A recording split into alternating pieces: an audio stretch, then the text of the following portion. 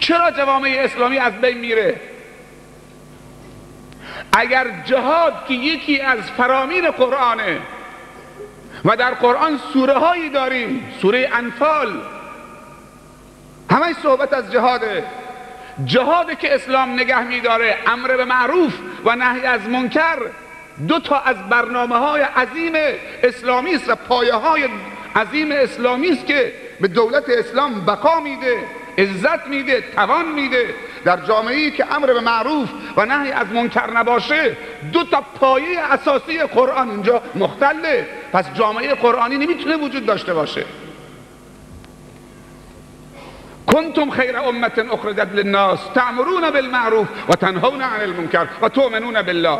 ممکن نیست که تو ایمان به خدا داشته باشی و ایمان داشته باشی و ایمان و اسلام برای تو بمونه و ارزش های دینی برای تو بمونه در صورتی که امر به معروف و نهی از منکر نباشه در جامعه.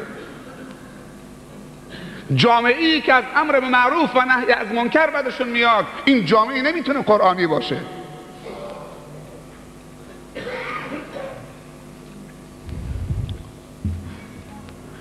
پس برادرای بزرگوار و خواهرای بزرگوار و محترم، یکی از فرهنگ اسلام و قرآن جهاده.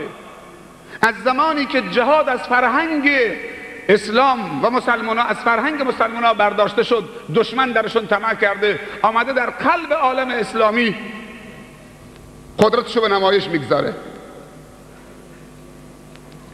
دشمن هم میخواد که ما به لفظ قرآن بچسبیم، نمیخواد که به مغز قرآن پی ببریم.